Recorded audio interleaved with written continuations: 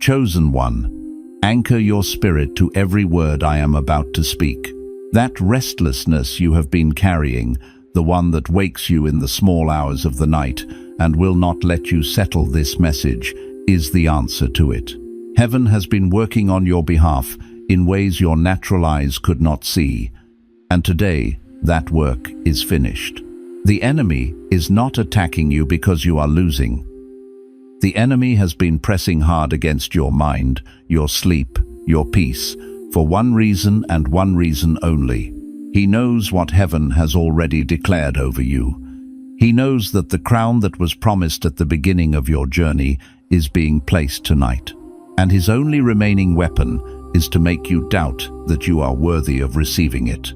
But you stayed.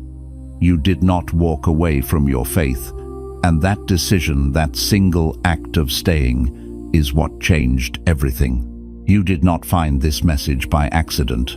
The algorithm did not bring you here. The Holy Spirit did. This is a divine appointment that was written into the fabric of your destiny before time began. You are standing at the threshold of the very moment you have been praying toward. Stay until the final second of this message, because in the next few minutes, I am going to hand you the exact spiritual decree that heaven issued over your life in this season. I am going to walk you through the specific moments this week where you believed you were failing, and I am going to show you that those were the precise moments you were winning. And at the end, I am going to seal everything that is finished with a declaration that closes the door on every cycle that has tried to follow you. Do not leave. Your future self is on the other side of this message, and if you walk away now, you walk away before heaven reads your verdict aloud. I know what the last 72 hours have felt like.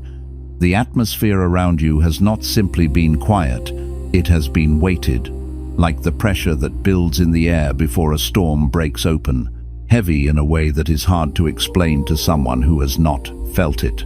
Maybe you were lying in bed at 3:0 inches the morning this week, eyes open, staring at the ceiling, and something deep inside you felt like it was waiting. Not anxious exactly, but alert, like your spirit knew something your mind had not yet been told. Or maybe you were sitting alone earlier this week and a wave of exhaustion moved through you that had nothing to do with sleep.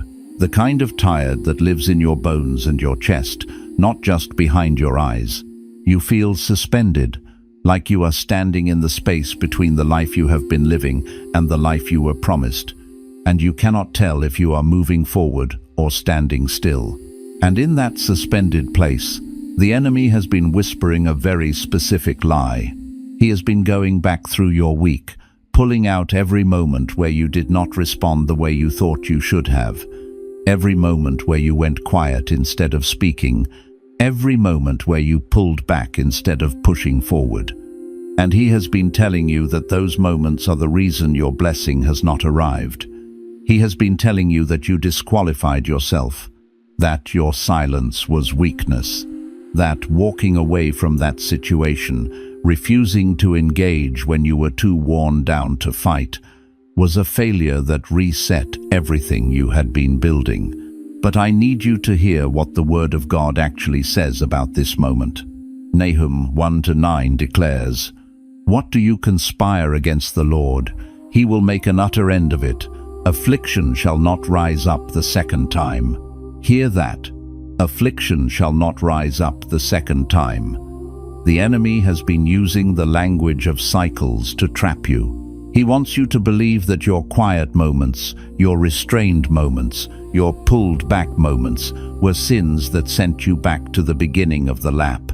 He wants you living as though you are starting over. But that is a lie constructed in desperation, because he can see what you cannot yet see. You are not in a cycle, you are in a conclusion. That silence you carried this week was not defeat. It was the closing argument of a court case that heaven already won on your behalf. That moment when you chose not to react, not to retaliate, not to engage the chaos, that was not weakness. That was the final seal on the enemy's eviction notice. You signed it without even knowing your hand was moving. The heaviness you feel right now is not the weight of punishment pressing down on you. It is the weight of finality.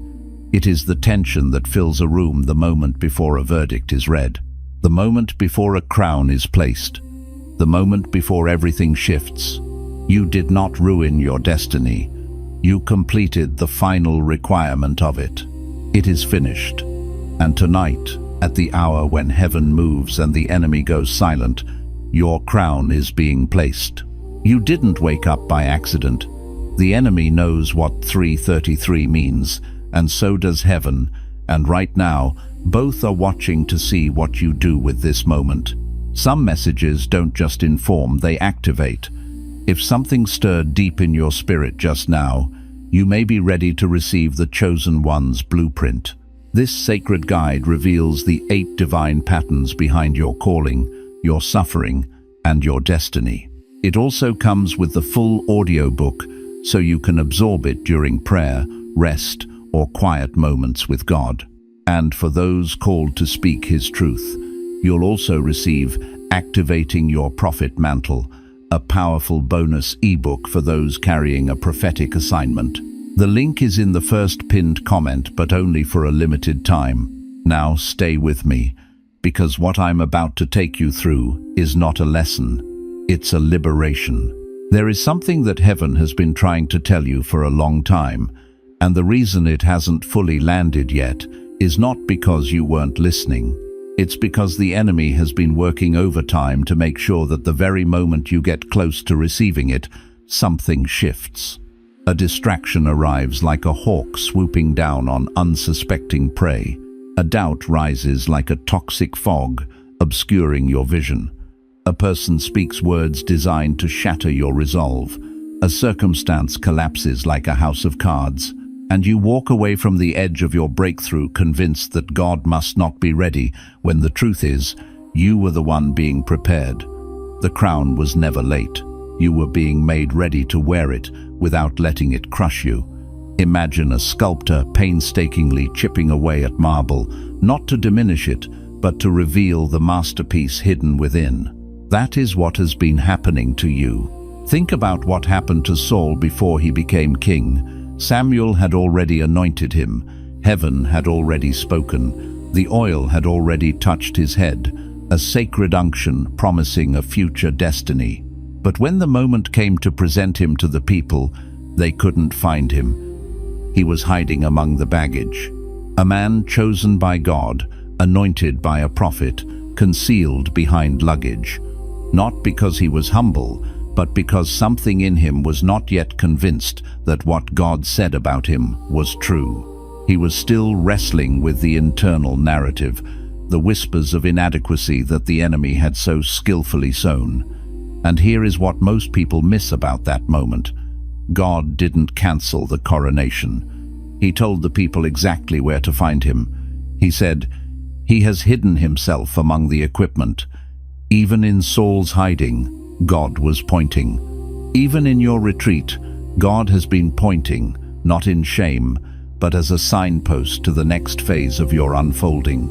He knew precisely where you were, even when you felt lost. Because here is the first thing you must understand: the crown that heaven is placing over you tonight does not require your performance. It requires your presence.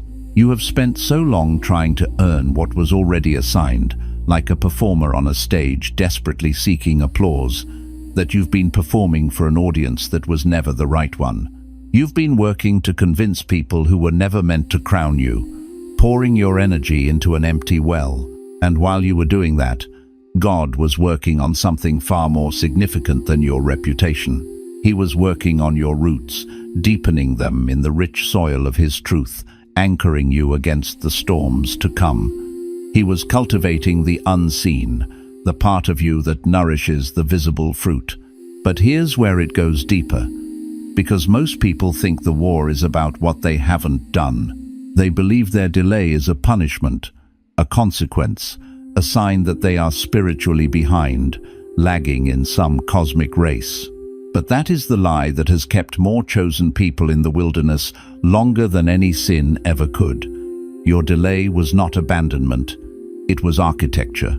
God was not ignoring you in the waiting. He was building the foundation beneath you strong enough to hold the weight of what he was about to release through you. Foundations are never built on the surface, where they are easily eroded. They are buried deep, hidden from view, invisible to everyone watching, including you. They are crafted in the secret places, in the quiet darkness, ensuring resilience and stability for the grand structure that is to come. Joseph understood this in a way he could not have articulated while he was living it. 13 years in the pit, in Potiphar's house, in the prison 13 years where every door that opened led to another closed room, a seemingly endless cycle of confinement. And at no point in that process did heaven issue an apology. At no point did God explain the architecture while Joseph was still inside it, surrounded by the raw materials of his transformation. He simply kept shaping the man, stripping away every crutch that would make him dependent, every false alliance that offered superficial comfort, every distorted identity that clung to him like a second skin, until the only thing left standing was the version of Joseph that could actually govern nations without being corrupted by the power. The suffering wasn't the story, it was the construction. It was the alchemical process of refining gold in the fire. And what's coming next will likely surprise you, because it always does at this point. It often arrives when you least expect it, catching you off guard with its profound implications. Because once you accept that the delay was construction, you have to confront something even more unsettling. You have to confront the agreements you made while you were waiting. See, in the silence, something happens to chosen people that no one warns them about. In the absence of confirmation, in the vast, echoing space where God seems quiet and the calling seems impossibly distant, the human heart, in its desperate need for solace, begins to negotiate. It begins to make agreements with lesser things just to survive the aching emptiness of waiting. And those agreements don't always look like outright sin. Sometimes they look like settling for a life that is merely comfortable, not consecrated. Sometimes they look like the cold, hard logic of the world, prioritizing security over destiny. Sometimes they look like what the world calls maturity. I'm being realistic now. I've grown up. I've let go of childish dreams. But what you called letting go, God called surrender. And not the holy kind of surrender, the willing yielding to his will, but a reluctant capitulation to limitation. You made an agreement with smallness, and you called it wisdom, mistaking humility for diminishment. You made an agreement with invisibility, and you called it humility, confusing being unseen with being unacknowledged. You made an agreement with silence, and you called it patience, mistaking passive waiting for active faith. And now those agreements have become walls, thick and imposing, that feel like they are protecting you from further hurt, when in reality they are containing you, boxing you into a space far smaller than your true capacity. And the crown, the symbol of divine kingship and authority, cannot rest upon a head that is still bowed to a lesser agreement, still acknowledging a power inferior to the one who ordained it. This is where the real turning point begins, and it is not comfortable. It is the crucible where genuine transformation occurs, often accompanied by a profound internal shift. Because breaking those agreements requires something that feels dangerous to a person who has been hurt, something that has been deliberately wounded by life's disappointments. It requires you to want again, not cautiously, with your heart shielded by layers of protection, not with your hope behind protective glass like a fragile artifact, fully, vulnerably, the way you wanted before the disappointment came and taught you that wanting too much was how you got destroyed, how you opened yourself up to more pain. But I want you to hear this and let it resonate deep within your soul. The reason the enemy worked so hard to wound your wanting is because your desire is prophetic. What you carry in your longing is not naivety, a childish wishfulness. It is vision. It is a glimpse of what is possible, a divine blueprint imprinted on your spirit. And vision is the one thing a kingdom cannot be built without. It is the fuel of creation, the spark that ignites the impossible. David did not ask to be anointed. He was not clamoring for a crown, but he did not resist it either. He was in the field, tending sheep, faithful to the small assignments, diligently carrying out his duties, but not reduced by them. He had not stopped imagining a grander reality. He had not stopped singing songs of praise that echoed his inner yearning. He had not let the dismissal of his family, who saw only a shepherd boy, convince him that heaven had also dismissed him. His brothers saw a shepherd boy. God saw a king. And the distance between those two perceptions, that chasm of understanding, was not about David's future title.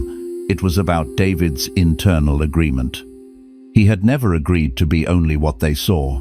He held a different truth within his heart, a truth that aligned with the divine perspective. Stay with me, because what's coming next is the part that breaks the cycle for most people, and it's closer than you think. It's the key that unlocks the door you've been knocking on. Because now we have to talk about the voice, not the enemy's voice, whispering venomous lies in the dark. Not the voices of the people who doubted you, their words echoing like stones thrown at a fragile structure. The voice that has been the most dangerous of all, the one that sounds like you. The internal narrator that has been running a relentless, critical commentary on your life since the first time something broke, since the first shard of pain pierced your soul. That voice that says, "You're too much, you're too late, you had your chance and blew it. Other people are more anointed, more connected, more consistent. Who are you to even think this crown, this destiny, is for you?" That voice is not your intuition, guiding you with gentle wisdom. That voice is not God's correction, lovingly shaping you towards righteousness. That voice is a wound that learned to speak in your own accent, mimicking your cadence and your vocabulary so perfectly that you would never question its authority. It has become so ingrained that you mistake it for your own authentic self. And here is what I need you to understand, with absolute clarity: that voice does not have jurisdiction over your destiny. It has influence only where you give it permission, where you nod in agreement, where you grant it authority. And tonight, that permission is revoked. It is rescinded. It is no longer granted. Because here's the part no one wants to hear, and yet it is the most liberating truth in this entire message. It is the paradox of spiritual freedom, where surrender leads to ultimate power. The thing that has been blocking your breakthrough is not the enemy's opposition, though it has been fierce and relentless. It is not your past failure, though its weight has felt immense. It is not the betrayal of people who should have protected you, though those wounds have been deep and searing. All of those things were real. All of those wounds were legitimate. They left scars, undeniable and painful. But none of them are the root cause. The root is this: you have been waiting for someone to give you permission to step into what God already ordained. You have been waiting for a human witness to validate what a divine voice already declared from the heavens. You have been looking for a sign from earth when heaven already gave you a signal, a clear directive. And as long as you need a person to confirm what God has already spoken, as long as you seek external validation for an internal truth, you will remain in the hallway of your calling, forever inches from the room where everything changes, where your destiny unfolds. Esther did not step into her moment, into the heart of her destiny, until she made peace with the fact that no one could guarantee her survival. Mordecai said it plainly, a truth that must have struck fear and resolve into her heart all at once. Deliverance will come from another place. The implication was devastating and clarifying all at the same time. You are not the only option for God's plan, but you are the chosen one for this specific moment. You can step forward into the terrifying unknown, or you can step back into the familiar safety, But the assignment does not disappear. It simply finds another vessel, another willing heart. And something shifted in Esther. In that moment, a decision was made. Not today, not on my watch. I will not let the assignment pass through me unfulfilled because I was afraid to stop waiting for safety and start walking in purpose, even if that purpose carried inherent risk. That same decision, that pivotal choice between waiting and walking, is being placed before you right now. The crossroads are here, and here is where everything shifts in a way you may not have expected. It's a redirection of perspective, a recalibration of understanding. The crown that heaven is placing over you tonight, it is not a reward for what you've endured, a consolation prize for your suffering. It is not a compensation for your pain, a payment for the hardships you've faced. It is not heaven finally feeling sorry for how hard your life has been, a moment of divine pity. It is an activation. It is a commissioning. It is God saying, "The preparation is complete. The season has turned like a page in a celestial book, and the person I designed you to be is needed in the earth right now. Not eventually. Not when you feel ready, a mythical state of perfect preparedness. Now." Because chosen ones rarely feel ready, they feel broken, unqualified, unsure, and underprepared. And yet, that is precisely the condition in which heaven moves most powerfully. Because when you know you cannot do it in your own strength, when you are stripped of all self-reliance, you stop blocking the divine current with your own frantic effort, and you finally let it flow through you the way it was always meant to, unimpeded and powerful. The crown does not make you someone you were not before. It does not bestow a new identity upon you. It reveals who you have always been, the hidden majesty that has been waiting to be acknowledged. It's like the sun breaking through the clouds, illuminating the landscape that was always there. And here is the final thing, the thing hidden beneath everything else shared tonight, the deep-seated truth, the layer that only surfaces when a person is truly ready to receive it, when the outer layers have been peeled away. The reason you have resisted your own coronation, and you have resisted it whether you knew it or not, like a runner unconsciously slowing their pace, is because somewhere deep inside you, you believed that stepping into your full identity, into the fullness of your created purpose, would cost you something you're not ready to lose. Maybe it's the relationships that only survive when you stay small, when you dim your light to accommodate others. Maybe it's the identity of the one who suffers beautifully, the one whose pain has become so familiar, so deeply ingrained that it now feels like purpose itself, a defining characteristic. Maybe it's the comfort of waiting, the illusion of safety in inaction, because waiting means you never have to risk being seen in your fullness and found wanting, never have to face the possibility of failure in the arena.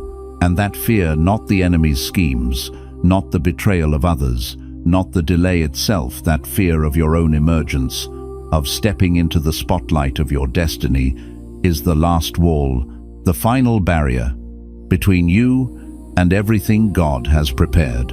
But it is finished. That is not a phrase of mere closure, a gentle closing of a chapter. It is a declaration of completion. What needed to be built, it is built, stone by spiritual stone. What needed to be broken, it is broken, shattered into pieces that will be redeemed. What needed to be proven, it has been proven in every unseen moment, every tear that fell in a room where no one watched, every time you got up when you had every reason to stay down, every quiet act of faithfulness. Heaven saw all of it, and heaven says it is finished. The preparation is over. The crown is here. Place your hand on your heart and declare this with me. I release every agreement I made with smallness and silence and hiding. I release the need for human permission to walk in divine assignment. I release every label that was placed on me by people who could not see what heaven sees. I am not behind. I am not forgotten. I am not disqualified. I am not too broken, too late, or too ordinary. I am the one God prepared in the hidden place for this exact moment in history. I step forward not because I feel ready, but because I am called. I receive the crown heaven is placing over me tonight, not as a reward, but as a commissioning. And I declare that from this moment forward, I walk in the fullness of who I was created to be. My breakthrough is not coming.